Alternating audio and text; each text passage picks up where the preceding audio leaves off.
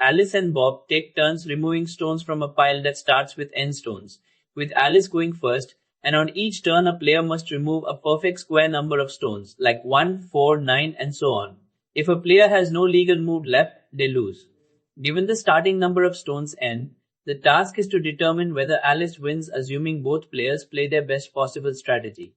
Can Alice always win the stone game, no matter the number? Hey, I'm Kai, and this is Fun with Learning Technology, the channel where problems that look like they need a PhD in game theory turn into one clean idea you'll actually remember. Today's fight, Stone Game 4, solve for numbers up to 100,000. You might expect this needs the kind of deep look ahead a chess engine uses, checking every possible sequence of moves. It doesn't.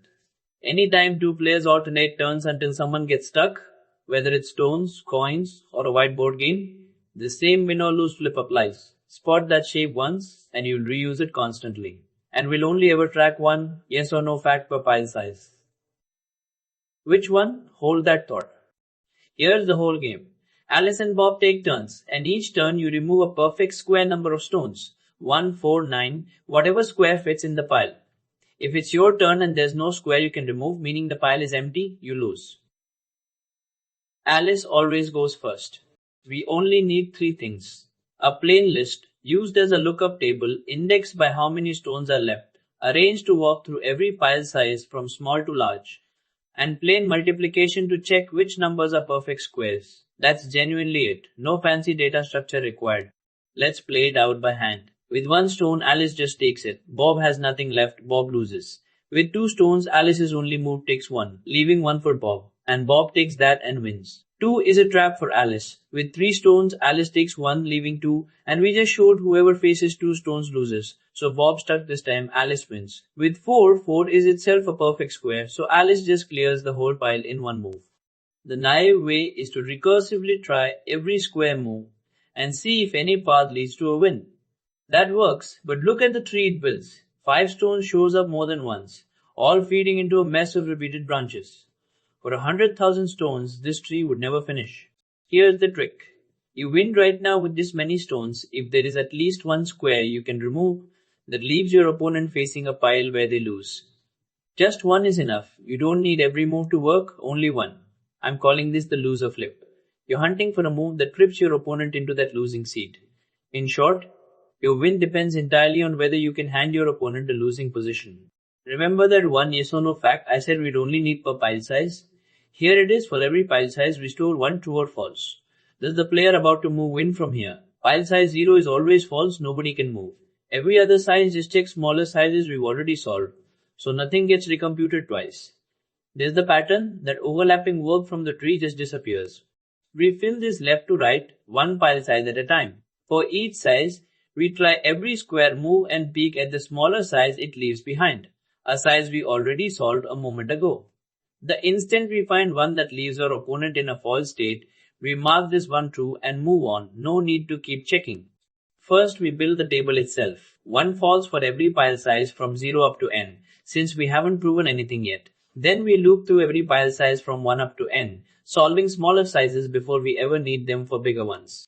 Inside, we try squares starting from 1, as long as j times j still fits in the current pile size.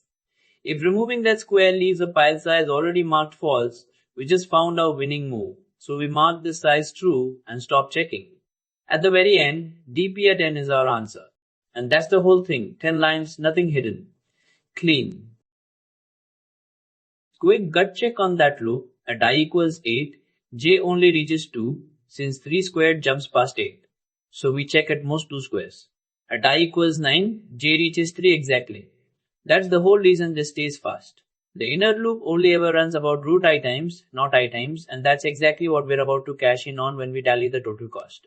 Let's run the real code for n equals 7. By the time we reach 7, we already know 0 is false, 1 is true, 2 is false, 3 is true, 4 is true, 5 is false, 6 is true. At 7, we try removing 1, leaving 6, which is true, no good. We try removing 4, leaving 3, also true. No square move leaves Bob in a losing spot, so dp at 7 is false. Alice actually loses if the pile starts at 7 stones. Your turn. Pause right here and work out n equals 5 using the exact same logic we just ran. Does Alice win or lose? Drop your guess in the comments before you scroll to the next slide. The tempting mistake is always grabbing the biggest square available. At 8 stones that means taking 4. But that leaves 4 stones for your opponent, and 4 is a winning position for them. Taking just 1 and leaving 7 is the actual winning move, because 7 is a losing position. The fix: always check every square, not only the obvious one. That's exactly what our while loop does. You could also write this exact same rule as a recursive function with a cache instead of a bottom-up table. Same idea, different direction, and it often reads a touch more natural. Here's my honest opinion. I shipped that version once for a large file size and hit Python's recursion limit in production, since the recursion goes about as deep as n itself. The bottom-up loop we built sidesteps that completely. For this problem, I would just use the loop. Time comes out to n times the square root of n, since every file size checks roughly root I squares. Space is just the one list, so linear in n. For 100,000 stones, that's still comfortably fast, and that's the payoff for ditching the exploding recursive tree. So here's the whole trip. Back to that impossible seeming question from the start.